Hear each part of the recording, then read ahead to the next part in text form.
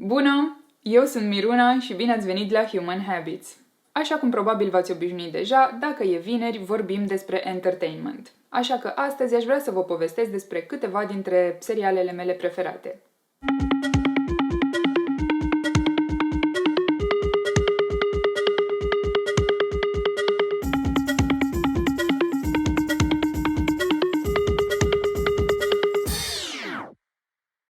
În general, prefer să mă uit la cât mai multe filme și nu sunt neapărat o mare fană a serialelor. Poate și din cauza că, după un anumit punct, încep să-mi pierd interesul, indiferent de cât de bun e un serial. Pentru că sunt mult mai familiarizată cu zona filmelor, unde în maxim 3 ore primești toată povestea. Așa că serialele pe care urmează să vi le recomand au maxim 3 sezoane sau sunt miniserii, și pe unele dintre ele le-am văzut într-o singură seară. Ca să nu mă lungesc prea mult, o să împart lista cu recomandări în 2 videouri diferite. Așa că asta e prima parte și partea a doua cel mai probabil o să o postez vinerea viitoare. Hai să începem!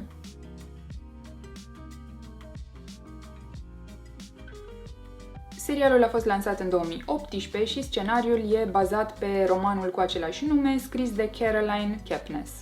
Pe scurt, e vorba despre Joe Goldberg, un librar care dezvoltă o obsesie pentru o studentă. Chestia dubioasă, sau mă rog, una dintre chestiile dubioase, e că Joe dezvoltă obsesia asta după ce o vede o singură dată. Și practic ajunge să-i urmărească fiecare mișcare și să afle o groază de chestii despre ea, fără ca ea să știe. Toată treaba cu băiatul ăsta e că aparent are bun simț, e deștept și e liniștit.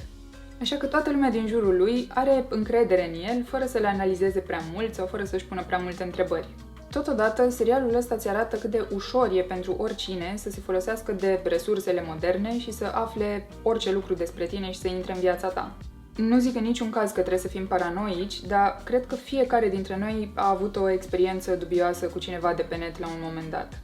Joe e ultimul dubios, dar cumva parcă îți dorești să iasă planurile și ții cu el pentru că pare a fi un om bun, cel puțin până la un punct.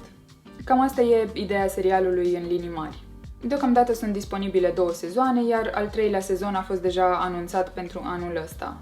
Și chiar dacă nu există încă o dată oficială, având în vedere că filmările au început în februarie, cel mai probabil va fi lansat undeva înspre sfârșitul anului. Din distribuție fac parte Penn Badgley, Elizabeth Lail, Victoria Pedretti, Amber Childers, Gina Ortega și Shay Mitchell. Serialul e disponibil pe Netflix.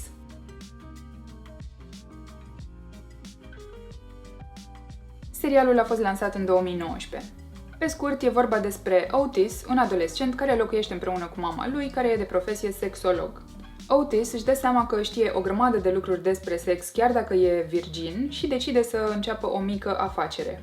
O clinică de terapie unde le oferă colegilor lui sfaturi și informații pentru o viață sexuală sănătoasă. În scurt timp, lui Otis îi se alătură o colegă de-a lui pe nume Maeve și împreună reușesc să ducă toată afacerea asta la un alt nivel. Serialul mi se pare foarte fain gândit și relațiile și dinamica dintre personaje mi se par super naturale și autentice. E despre prietenie, iubire, relații și toată perioada de tranziție prin care trecem în adolescență. Serialul are destule părți amuzante, dar în același timp scoate în evidență și lipsa profundă de informație a adolescenților despre propriul corp și consecințele pe care lipsa asta de informație le poate avea atât la nivel fizic cât și psihic. Deocamdată sunt disponibile 2 sezoane, iar al 3-lea cel mai probabil va fi lansat vara asta. Din distribuție fac parte Asa Butterfield, Emma Mackey, despre care multă lume credea că e Margot Robbie, Ncuti Gatwa și Gillian Anderson, care e monumentală, dragă. Serialul e disponibil pe Netflix.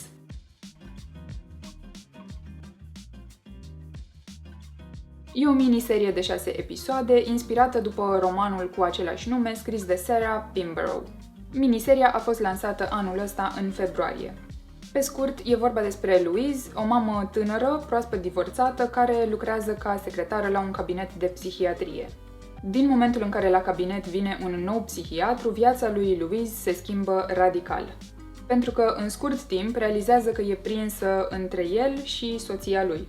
Mai există și un al 4-lea personaj care e foarte important în viețile lor, dar despre el nu o să vorbim acum. Eu zic să vă uitați la miniseria asta. Chiar merită și mie cel puțin nu mi s-a părut deloc previzibilă povestea. Din distribuție fac parte Eve Hewson, Tom Bateman, Simona Brown și Robert Aramayo. Impecabili toți. Miniseria e disponibilă pe Netflix.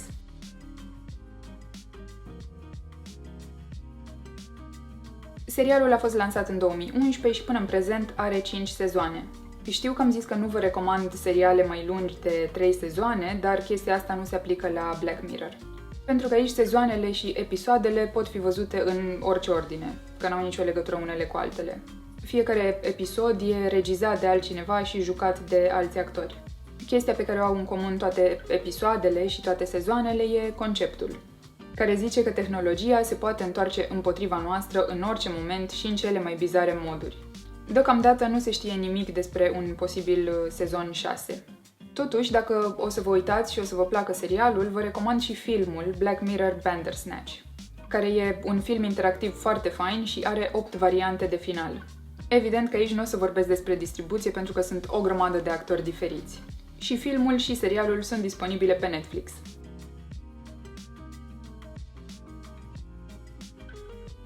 Serialul a fost lansat în 2019, are 2 sezoane și a fost scris și regizat de Ricky Gervais. Pe scurt, e vorba despre Tony, care trece printr-o perioadă groaznică pentru că soția lui, care suferea de cancer, tocmai a murit. Inițial, Tony e atât de rănit încât plănuiește să se sinucidă, dar viața monotonă de zi cu zi, un câine și oamenii din jurul lui îl țin pe linia de plutire și îl salvează, făcând fiecare ce știe și ce poate mai bine. Din distribuție fac parte Ricky Gervais, Diane Morgan și Ashley Jensen. Serialul e disponibil pe Netflix.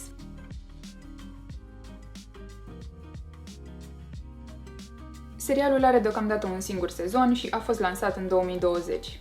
Al doilea sezon a fost anunțat și urmează să apară, dar nu există încă o dată oficială. Serialul e inspirat de povestea împărătesei Ecaterina cea Mare, care a devenit conducătoarea cu cea mai lungă domnie din Rusia.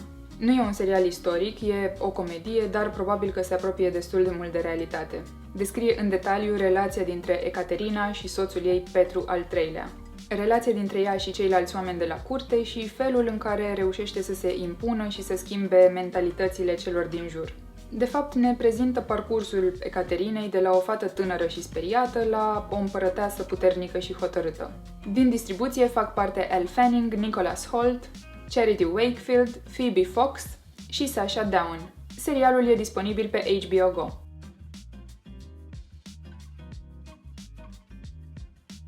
Serialul are 4 sezoane care n-au legătură între ele și a fost lansat în 2014. Eu am văzut doar primul sezon, care mi-a plăcut foarte mult, după care am ales să iau o pauză pentru că, așa cum v-am zis, îmi pierd interesul destul de repede. Cel mai probabil o să mă uit și la celelalte sezoane pentru că ăsta chiar e un serial foarte bun. Acțiunea se petrece în ianuarie 2006 și e vorba despre 2 bărbați care se întâlnesc absolut întâmplător într-un spital. Mai precis, Lester, un agent de asigurări de care își bate joc efectiv toată lumea, și Lorne, un personaj cel puțin bizar. În urma acestei întâlniri, viața lui Lester se schimbă radical. Din distribuție fac parte Billy Bob Thornton, Martin Freeman, Alison Tolman, Colin Hanks, Chris Rock și Jessie Buckley. Dacă vă place serialul ăsta, vă super recomand să vedeți și filmul Fargo, care a fost lansat în 96. Serialul e disponibil pe HBO Go. Astea sunt cele 7 seriale pe care vi le recomand săptămâna asta, iar săptămâna viitoare urmează să ne revedem cu celelalte seriale de pe lista mea. Aștept părerile voastre ca de fiecare dată și sper să găsiți aici ceva care să vă placă. Cam asta a fost pentru astăzi. Dacă v-a plăcut acest clip, vă rog să-i dați un like, un share și un subscribe pentru că toate astea mă ajută foarte mult și ne vedem săptămâna viitoare. Ciao! Așa că toată lumea din jurul... m-am uitat ciudat. Sex education. Și consecințele pe care... consecințele cu zâmbet. Din momentul în care la cabinet vine un nou... care zice că tehnologia se poate întoarce împotriva noastră în orice moment și în cele mai bizale moduri. Vai, dragă, ce fumălău e aici. Vedem cu restul serial...